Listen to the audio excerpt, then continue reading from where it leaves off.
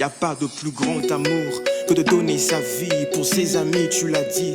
Tu l'as aussi fait le jour de ta crucifixion pour que l'accès dans tes parvis ne me soit plus conditionné. Par ta grâce j'ai pu être positionné, étant fusionné comme le cèpe au serment. Je suis dans l'œuvre sans vouloir démissionner. Nul ne peut me séparer de l'amour de Jésus, nul ne peut se comparer à celui qui m'a choisi. Jésus s'est emparé de moi, je suis à lui. Sa grâce a réparé ce que le mal a détruit. Quand j'étais égaré, je l'ai vu accourir afin de me secourir, pour qu'on puisse parcourir la route qu'il m'a tracée. Jésus m'a fait sourire quand j'étais oppressé. J'ai trouvé un ami à qui j'ai tout remis. Ses bontés se renouvellent comme le dit Jérémie. Chaque matin dans ma vie, il est la source infinie d'amour et de grâce, le Dieu qui m'a béni. Y a-t-il ici-bas un peu d'amour? Je me sens ce mon cœur est si lourd. Je ne peux plus porter ce fardeau qui me voûte. Père, je t'appelle au secours. Je t'avais donné, Jésus, mon cœur. Puis j'ai cherché le bonheur ailleurs. Je ne trouve ici-bas aucune paix, aucune joie. Il n'y a d'amour comme toi.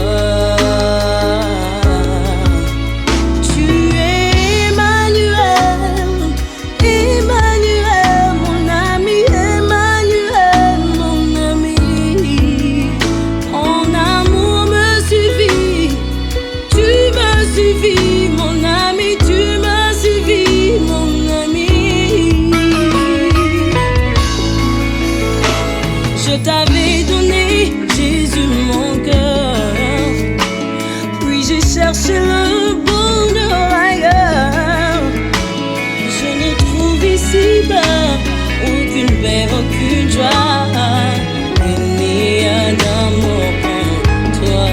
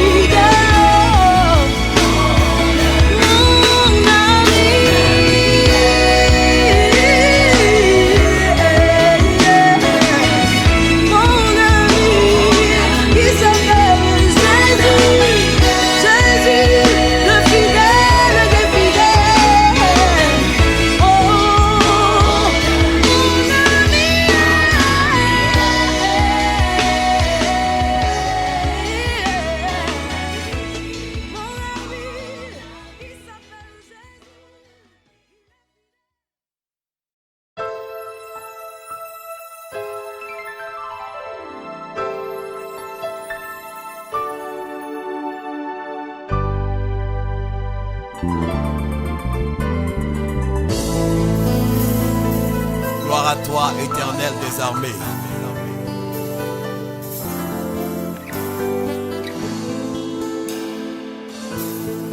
Tu es là et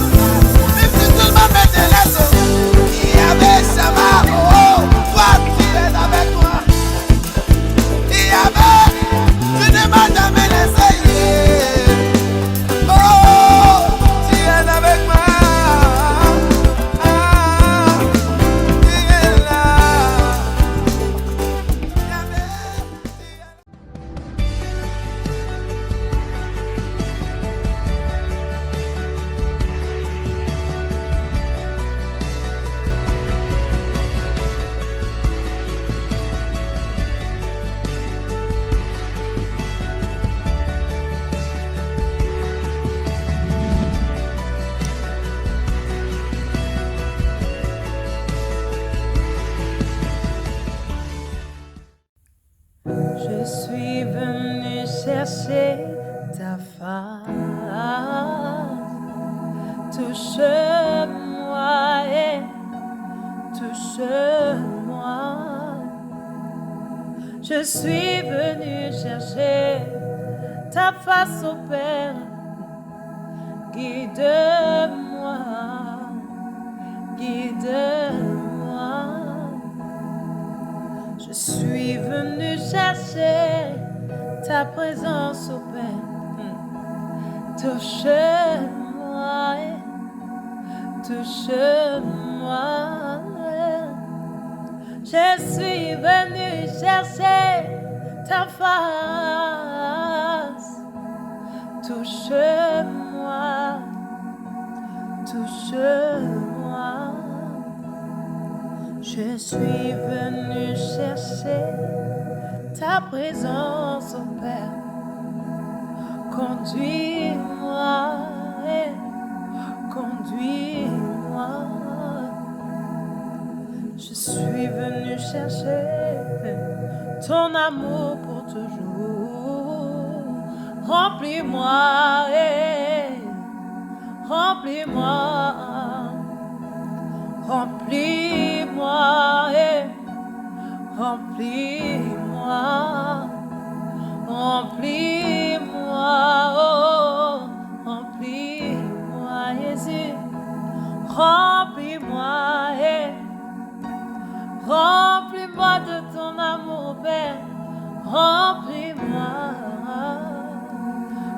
remplis-moi. Je suis venu chercher ta face. Touche-moi, touche-moi. Je suis venu chercher ton amour, Jésus. Remplis-moi, ô Père, remplis-moi. Je suis venu chercher une autre dimension. Élève-moi, oh, élève-moi, ô Père. Je suis venu, Jésus, t'expérimenter. Descends sur moi comme le jour de la Pentecôte, Yahweh. Oh, je suis venu chercher ta face. Touche-moi, touche-moi. Je suis venu chercher ton amour inconditionnel. Remplis-moi, Jésus, remplis-moi.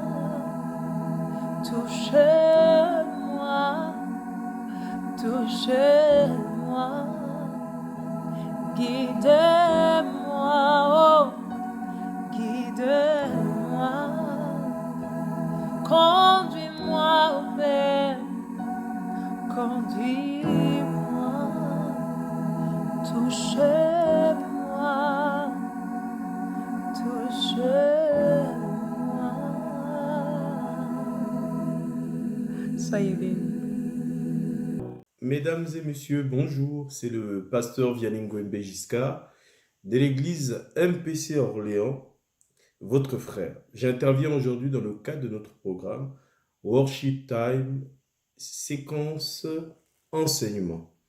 Et le thème que j'aimerais développer courtement aujourd'hui est l'importance de l'enseignement dans l'église locale et dans la vie du chrétien. Bien évidemment, en une trentaine de minutes, je ne pourrais pas aborder tous les contours de ce thème. J'essaierai néanmoins d'aller à l'essentiel pour nous instruire et nous apporter des éclaircissements. Donc pour commencer, nous allons rentrer dans notre livre de vérité. Nous allons lire dans Luc chapitre 5, les versets 17. Nous allons commencer à partir du verset 17. Luc chapitre 5, à partir du verset 17. La Bible nous dit ceci. Je vais faire la lecture. La Bible nous dit, un jour, Jésus enseignait. Des pharisiens et des docteurs de la loi étaient là, assis, venus de tous les villages de la Galilée, de la Judée et de Jérusalem. Et la puissance du Seigneur se manifestait par des guérisons. Lisons un deuxième passage dans Matthieu chapitre 28, les versets 18 à 20. Donc Matthieu chapitre 28, c'est important de lire la parole de Dieu pour montrer que nous n'enseignons pas des choses qui ont été ramassées quelque part, pardon, des choses qui ont été ramassées quelque part. Matthieu chapitre 28, les versets 18 à 20. Il est écrit, Jésus s'étant approché, leur parla ainsi, tout pouvoir m'a été donné dans le ciel et sur la terre. Allez, faites de toutes les nations des disciples, les baptisant au nom du Père, du Fils et du Saint-Esprit. Et écoutez bien le verset 20. Et enseignez-leur à observer tout ce que je vous ai prescrit. Et voici, je suis avec vous tous les jours jusqu'à la fin du monde. Un autre verset très important, Matthieu chapitre 7, Souffrez que je lise quelques versets de la parole de Dieu. Hein. Elle témoigne mieux que mes paroles. Matthieu chapitre 7, à partir du verset 28. Après que Jésus eut achevé ses discours, la foule fut frappée de sa doctrine, car il enseignait comme ayant autorité et non pas comme les scribes. Et non pas comme les scribes. Donc, pour ouvrir cette histoire, la Bible nous dit que Jésus enseignait. Un jour, Jésus enseignait.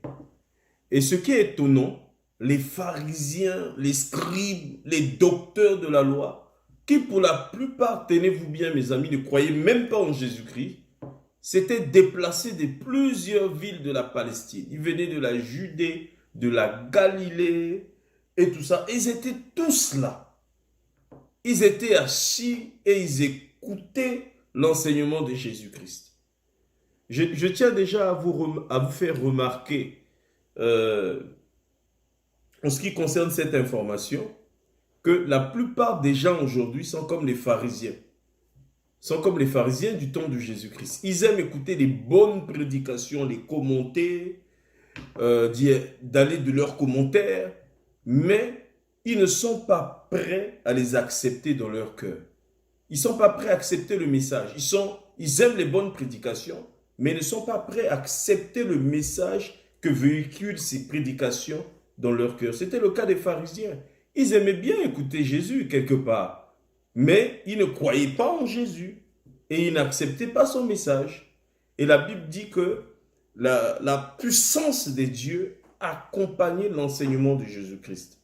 Vous voyez, le mot enseigner, le verbe enseigner, vient du grec, selon le dictionnaire Strong, didasko. Et didasko, selon le dictionnaire Strong, c'est tenir un discours aux autres en vue de les instruire. Hein? C'est faire assimiler une doctrine. Pour ceux qui nous suivent sur les réseaux sociaux, ils savent très bien que nous avons déjà parlé de la doctrine. La doctrine, nous avons expliqué dans des messages antérieurs que la doctrine, c'est un corpus d'enseignements normatifs. C'est-à-dire, c'est un ensemble d'enseignements qui sont donnés, n'est-ce pas, afin de cadrer le fonctionnement d'une église ou de la vie chrétienne. Pour éviter, si vous voulez, les excès, les dérives et les abus que nous pouvons connaître dans la plupart des églises. Force est de constater aujourd'hui, à ma plus grande honte en tant que pasteur, qu'il existe de nombreuses dérives, mes amis, dans le corps de Christ. Il suffit d'ouvrir, de regarder les réseaux sociaux, d'aller sur YouTube, de regarder l'actualité. On a l'impression que tous les grands scandales, les scandales même qu'on ne pouvait pas imaginer, existent dans l'Église. Et même en tant que pasteur, souvent je suis sans voix. Mais tout cela me conforte, dans l'idée que nous sommes dans les derniers temps. Jésus lui-même a dit, il avait déjà prophétisé cela, que dans les derniers temps, que quelques-uns abandonneront la foi pour s'attacher à des esprits séducteurs des doctrines des démons, qui étaient prophétisés par l'apôtre Paul. Mais Jésus a dit qu'il y aura des faux prophètes, beaucoup de faux prophètes s'élèveront et ils séduiront beaucoup de gens. Donc nous sommes dans ce temps-là. C'est la raison pour laquelle l'enseignement est important. L'enseignement est important dans la mesure où l'enseignement va donner les armes nécessaires aux chrétiens, aux croyants, d'avoir du discernement pour discerner ce qui est de Dieu, ce qui n'est pas de Dieu. Lorsque vous êtes enseigné, vous êtes instruit. Enseigner, ça veut dire expliquer. La parole de Dieu est expliquée au peuple de Dieu afin que le peuple de Dieu ait une meilleure compréhension de cette parole, n'est-ce pas? Et tenez-vous bien que les miracles, les prodiges, les guérisons, tout cela n'arrive pas seulement avec le jeûne et la prière, mais arrive aussi avec une bonne compréhension de la parole de Dieu. Et la Bible dit que quand Jésus enseignait, la puissance de Dieu se manifestait par des guérisons. Comprenez-le très bien, ceux qui étaient guéris pour la plupart, c'est ceux qui acceptaient la parole, qui la comprenaient, qui l'acceptaient, et cette parole avait un impact positif dans leur vie. Donc nous voyons en cela, mes amis, que nous devons redonner à l'enseignement sa place de priorité au sein de l'Église. Nous devons mettre l'enseignement à une place prioritaire et non pas attacher les gens à la culture des hommes ou à la tradition des hommes comme faisaient les pharisiens et reléguer ce qui est important au second plan. Nous avons vu que lorsque Jésus était ressuscité, selon l'ordre qu'il avait donné à ses disciples d'aller et de prêcher la bonne nouvelle à toute la création, de les baptiser au nom du Père, du Fils et du Saint-Esprit, et surtout après de les enseigner. Enseignez-leur. C'était à l'impératif, c'était un ordre. L'enseignement était un ordre que nous avons du Seigneur. Nous ne devons pas faillir de ce côté-là, parce que c'est une grande responsabilité que nous avons en tant que ministres de Dieu, de pouvoir donner la nourriture, la bonne nourriture, de pouvoir abreuver d'une eau pure, c'est-à-dire de la sainte parole de Dieu, sans mélange et qui est non diluée au peuple de Dieu, pour que ce peuple de Dieu puisse être fort spirituellement, puisse être construit spirituellement et puisse avoir les yeux spirituels, c'est-à-dire le discernement, pour reconnaître ce qui est de Dieu et ce qui n'est pas de Dieu. Dans Matthieu chapitre 7, versets 28 à 29, la Bible est très claire. La Bible nous dit que la foule fut frappée par la doctrine de Jésus parce qu'il enseignait non pas comme les scribes et les pharisiens ou les docteurs de la loi, mais comme un homme ayant autorité. Le mot autorité vient du grec exousia. Toujours selon le dictionnaire Strong, vient du grec exousia. Exousia, donc, nous parle de la capacité d'action, la capacité de commandement que Jésus exerçait dans son ministère. Il y avait une capacité de commandement qui accompagnait l'enseignement de Jésus, de telle sorte qu'il commandait aux démons, il commandait même à la nature, il commandait à toutes les dimensions, n'est-ce pas? Et ces choses obéissaient. Donc nous voyons là que lorsque vous acceptez la parole de Dieu, lorsque vous vous conformez aux enseignements de cette parole, cela active la puissance de Dieu dans votre vie et vous accorde sur le plan spirituel une capacité de commandement, mes amis, qui va au-delà de ce que l'homme peut imaginer, parce que Dieu est puissant et parce que Dieu n'a pas de limite. Donc nous devons faire très attention et veiller vraiment à l'enseignement. L'enseignement doit retrouver une place de choix dans le cœur du chrétien. Dans Osée chapitre 4 verset 6, la Bible dit « Mon peuple périt par manque de connaissance ». Nous voyons que le manque d'enseignement dans les églises emmène donc le manque de discernement, le manque de connaissance emmène l'ignorance. Et vous et moi, nous savons que Dieu ne bénit jamais l'ignorance. Donc, nous devons être enseignés, connaître Dieu au travers de sa parole, avoir une connaissance profonde de Dieu, avoir une connaissance précise de Dieu, pas seulement une connaissance superficielle, comme la plupart des gens ont aujourd'hui. Ils ont une connaissance superficielle de Dieu. C'est la raison pour laquelle les miracles, les prodiges, les guérisons sont des choses qui sont loin d'eux. Aujourd'hui, certains, on arrive même à penser que non, les miracles appartenaient seulement au temps des apôtres ou au temps de l'église primitive, mais parce qu'ils ne font pas eux-mêmes l'expérience de ces choses, parce qu'ils n'ont aucune intimité avec le Seigneur, parce qu'ils ne sont pas enseignés, ils n'acceptent pas d'être enseignés par Dieu ou par les oints des personnes que Dieu a mandatées pour le faire, ou par le Seigneur lui-même au travers de son Saint-Esprit.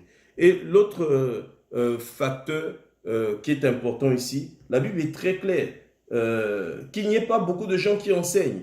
Dans le livre de Jacques, dans l'épître de Jacques, au chapitre 3, à partir du verset 1, la Bible est très claire. Je veux quand même vous le lire. Je vais vous lire cela parce que c'est très, très, très important. La Bible dit, « Mes frères, qu'il n'y ait pas parmi vous un grand nombre de personnes qui se mettent à enseigner, car vous savez que nous serons jugés plus sévèrement. Nous branchons tous de plusieurs manières. Si quelqu'un ne branche point en parole, c'est un homme parfait, capable de tenir tout son corps en bride. Si nous mettons le mort dans la bouche des chevaux pour qu'ils nous obéissent, nous dirigeons ainsi leur corps tout entier. » Donc nous comprenons ici que la Bible demande à ce qu'il n'y ait pas beaucoup de gens qui enseignent. Pourquoi? Parce que Dieu ne s'intéresse pas seulement à la qualité du message que nous donnons, mais aussi aux messagers, n'est-ce pas? Les pharisiens, ils disaient aux gens de faire des choses qu'ils n'étaient pas capables eux-mêmes de faire. Mais c'est bien ce que nous constatons même aujourd'hui dans le corps de Christ.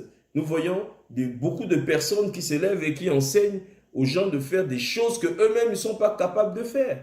De jeûner 40 jours, de jeûner 30 jours, 30 jours sans boire. Ok, mais eux-mêmes ne sont pas capables de le faire. De faire plein de sacrifices, de faire telle chose qu'eux-mêmes ne sont pas capables de faire. Jésus disait au peuple en son temps, faites ce que les pharisiens vous disent de faire, mais ne faites pas ce qu'ils font.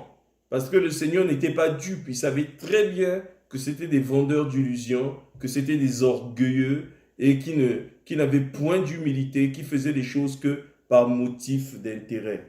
Dans 1 Timothée chapitre 6, le verset 3, l'apôtre Paul va pousser la hardiesse un peu plus loin et il dit ceci. Si quelqu'un enseigne de fausses doctrines et ne s'attache pas aux saintes paroles de notre Seigneur Jésus-Christ et à la doctrine qui est selon la piété, il est enflé d'orgueil, il ne sait rien, il a la maladie des questions oiseuses et des disputes de mots, d'où naissent l'envie, les querelles, les calomnies, les mauvais soupçons, les vaines discussions d'hommes corrompus d'entendement, privés de la vérité et croyant que la piété est une source de gain.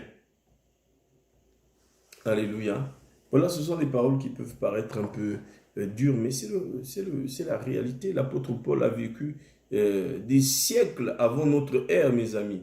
Mais il avait déjà vu ces choses d'un point de vue spirituel. Parce que l'Ecclésiaste disait rien de nouveau sous le soleil. Ce qui a existé à la première ère de l'Église existe encore aujourd'hui. Mais les choses se sont amplifiées. C'est la raison pour laquelle, mes amis, nous devons faire très attention à la qualité des enseignements que nous recevons. Parce que nous ne devons pas seulement tout accepter, nous devons aussi les examiner pour voir si ces enseignements sont conformes à la sainte doctrine, si ces enseignements sont conformes à la parole de Dieu. L'apôtre Paul dans Actes chapitre 20, versets 26 à 30, a bien en garde les chrétiens d'Éphèse. Il a dit, je suis pur du sang de vous tous, car je vous ai annoncé tout le plan de Dieu sans rien en cacher. Je vous ai annoncé tout le plan de Dieu sans rien vous cacher. Nous voyons cela, le mot enseignement, je vous l'ai dit, le mot enseigner vient du grec didasko. Selon le dictionnaire Strong, c'est tenir un discours aux autres en vue de les instruire. C'est faire assimiler une doctrine. Et la doctrine, je vous ai déjà expliqué que était une chose importante. Si vous voyez des hommes de Dieu, des soi-disant hommes de Dieu qui vous disent que la doctrine était une chose secondaire, ou même seulement des soi-disant croyants qui vous disent que la doctrine n'est pas importante et que c'est une chose secondaire, soit ce sont des satanistes, n'est-ce pas, ils servent le diable, soit, mes amis, ce sont des ignorants, et c'est de ceux-là que Jésus disait, ce sont des aveugles qui conduisent d'autres aveugles, et ils finiront forcément dans un trou. La doctrine, comme nous l'avons déjà défini lors de nos lives sur notre Facebook ou sur les réseaux sociaux de MPC, Église chrétienne, c'est un corpus d'enseignement normatif. Donc, nous avons vu que les gens étaient frappés, n'est-ce pas, par la doctrine du Seigneur. Et l'apôtre Paul le dit très clairement dans 1 Timothée chapitre 6, verset 3, si quelqu'un enseigne une autre doctrine.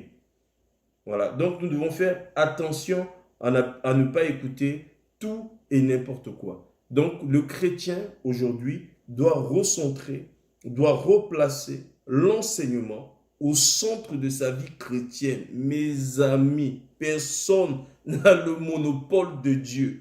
Arrêtez de courir derrière les gens bêtement, n'est-ce pas, et en pensant trouver le miracle, en pensant trouver la plénitude de Dieu n'est-ce pas? Il y a des gens qui sont impropres à l'enseignement. C'est pour ça que la Bible dit qu'il n'y ait pas, Jacques a dit qu'il n'y ait pas beaucoup de gens qui enseignent.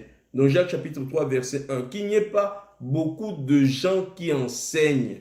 Qu'il n'y ait pas beaucoup de gens qui enseignent. Pourquoi? Parce que Dieu ne s'intéresse pas seulement à l'enseignement que tu vas donner, au message que tu vas donner. Il s'intéresse aussi au messager.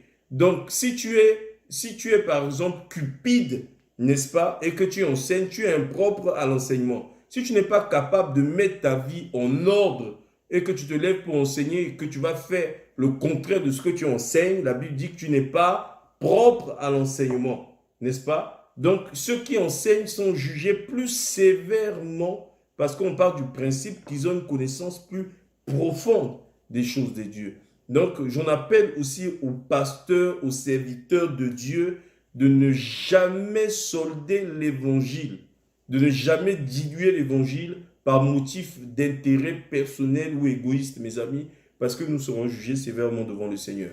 Paul a dit, je vous ai transmis tout le mystère de Christ sans rien vous cacher. Donc, je suis pur de votre sang, mes amis. Je suis pur de votre sang. Donc, mes amis, pour terminer ce live, j'aimerais nous encourager à redonner une place centrale à la parole de Dieu, à rechercher une connaissance plus profonde du Seigneur, à écouter des enseignements, mais surtout à les examiner comme les chrétiens libérés, à sonder les Écritures, à lire les Écritures. Aujourd'hui, il existe toutes sortes, n'est-ce pas, d'outils modernes qui peuvent nous permettre de contrôler. Vous savez que l'évangile, la Bible a été écrite en grec, en araméen, en hébreu. Et l'hébreu, le grec, l'araméen ne sont pas des langues qui se traduisent facilement. Ce sont plus des langues qui s'expliquent, n'est-ce pas? C'est la raison pour laquelle on a plusieurs versions de la Bible. Mais cela n'est pas important puisque la Bible a été écrite en grec. On a la possibilité aujourd'hui de remonter aux sources grecques, n'est-ce pas, et hébraïques et en araméen pour vérifier les racines des mots qui ont été utilisés et avoir le sens correct de ces mots-là. Donc, j'aimerais vous encourager. Les miracles, les guérisons, les percées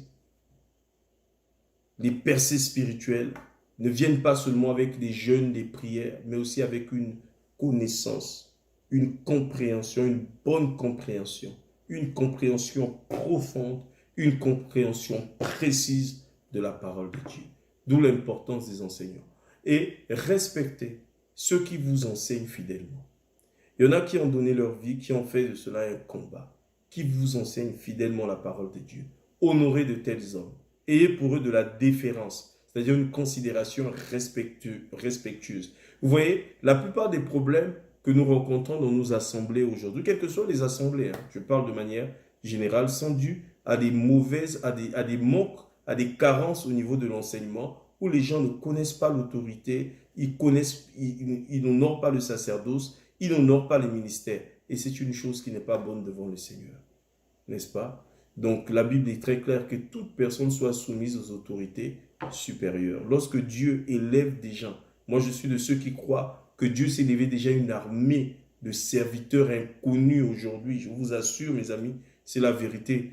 Des gens qui vont surgir de nulle part, qui vont ouvrir le ciel, qui vont faire descendre la kabod de Dieu, qui vont faire descendre la doxa, la puissance de Dieu. Et la puissance de Dieu, la même puissance de Dieu qui se manifestait au temps de Jésus lorsqu'il enseignait, guérissant les malades, même ressuscitant les morts. Mes amis, il n'est pas question de faire semblant ici des fausses guérisons que nous pouvons voir par-ci, par-là. N'est-ce pas? L'église est devenue comme du théâtre, c'est triste, ça montre que le Saint-Esprit n'est plus là. Le Saint-Esprit n'est plus là, les gens sont obligés de fabriquer les miracles, c'est triste mes amis. Ce n'est pas ce Dieu-là. Dieu, la Bible dit que l'évangile ne consiste pas seulement en paroles, mais aussi en démonstration de puissance et d'onction. Mes amis, la lettre tue, mais l'esprit vivifie. On n'est plus là pour faire de la théologie, on n'est plus là pour faire des beaux discours. Hein, n'est-ce pas, pour dire oui, tu manies avec dextérité la langue de Molière ou de Shakespeare. Mes amis, ce n'est pas ça l'évangile, ce n'est pas bien parler. L'évangile, c'est la révélation de la personne de Jésus-Christ, accompagnée de la démonstration de la puissance de Dieu. Donc, je nous interpelle à revenir aux sources vraies, saines, aux sources pures de l'évangile, à rechercher Dieu de tout notre cœur, de toute notre âme, de tout notre être. Et mes amis, nous verrons le ciel ouvrir et le Saint-Esprit se manifester avec puissance. C'est l'Esprit de Jésus-Christ, la personnalité la plus importante de l'univers, et encore sur la terre avec nous. Donc on n'a pas besoin de fabriquer des miracles, de faire toutes sortes de choses mauvaises, d'inventer les prophéties et tout ça pour séduire ceux qui sont mal affermis. Il y aura toujours des ouailles, des moutons pour applaudir, n'est-ce pas, ce type de spectacle malheureux, n'est-ce pas? Mais nous, il y en a aussi qui ont le discernement pour voir que c'est du théâtre, mes amis. Voilà, donc je vous dis que Dieu est puissant, il peut encore faire toutes ces choses. Mais s'il ne le fait pas aujourd'hui, c'est qu'il y a des failles. Nous devons nous repentir tous d'avoir mal exploité la puissance de Dieu, d'avoir mal exploité la parole de Dieu et rechercher Dieu en vérité. Et là, nous verrons une puissance agir avec nous. Voilà, je vous aime dans l'amour du Seigneur Jésus. J'espère ne pas avoir frustré quelqu'un avec mes paroles. On n'attaque personne, nous ne disons que la vérité. Voilà, nous voulons voir les choses évoluer. Donc Dieu n'est pas dans le nombre. Ce n'est pas parce que vous êtes nombreux que Dieu est avec vous, mes amis. Voilà, Dieu est avec vous lorsque vous êtes avec sa parole, tout simplement. Lorsque vous obéissez à la parole du Seigneur, et vous verrez la puissance de Dieu se manifester d'une manière extraordinaire. Donc, aimez le Seigneur, aimez la parole de Dieu, aimez l'enseignement. Arrêtez de vous attacher aux traditions des hommes, n'est-ce pas? Et à prioriser ces choses par rapport à la parole de Dieu.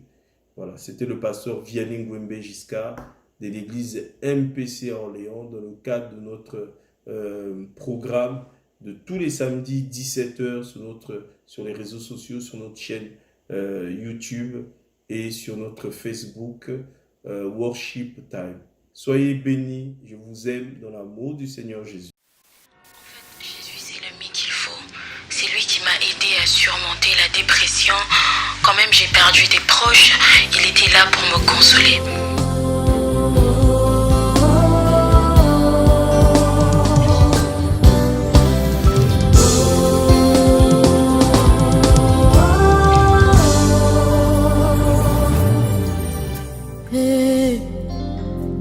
Mon meilleur ami, mon ami de tout le temps, toujours prêt à me consoler. Yahweh, mon meilleur ami, moninga nanga ya motema, akuti sanga na famia bonzambe. Na betelo lisolo ya camarade nangai, azalaka lisusu camarade te, akoma na ye famille nangai. Il est mon meilleur ami, son nom c'est Jésus, son nom c'est Jésus. Mon meilleur ami, mon meilleur ami.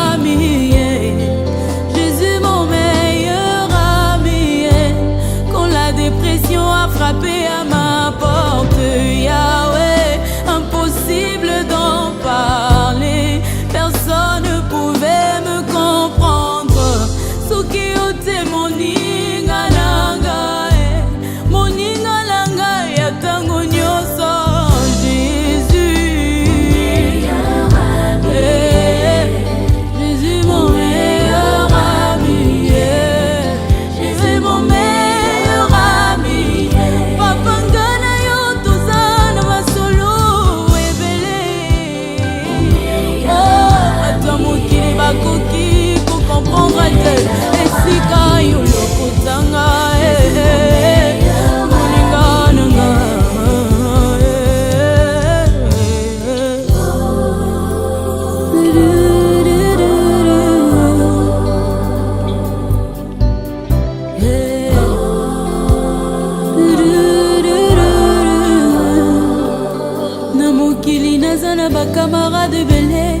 kasi soki nazangi naza lisusu na eloko te babendani bakei mosika parce que l'intérêt n'était que les matériels mais avec toi Yahweh Yahweh c'est le vrai amour bolingo na yo immuable amour inconditionnel Jésus mon meilleur ami je suis comme Lazare Yesu napeli oye kotalanga te bato nyonso mokili bakomi kotonga ngai mais tu as attendu maman parce que la gloire de ma résurrection est plus grande que celle de ma guérison Yahweh yango nalobi c'est quoi ça na yonga atiki baloba na bango moninga na ngai ya motema asungolaka te atikaka te baoyo bataka elika na ye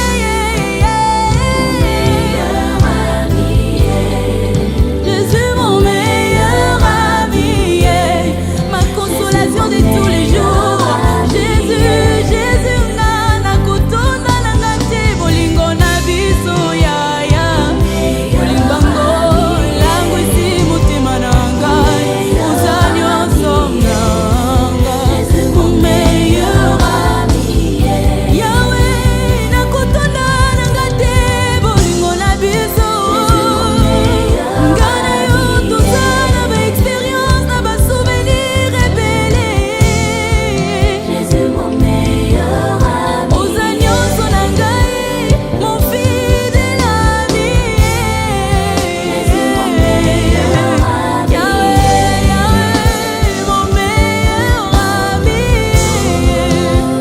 mon meilleur ami Alors peu importe les situations auxquelles tu fais face, l'unique solution c'est de venir à Jésus.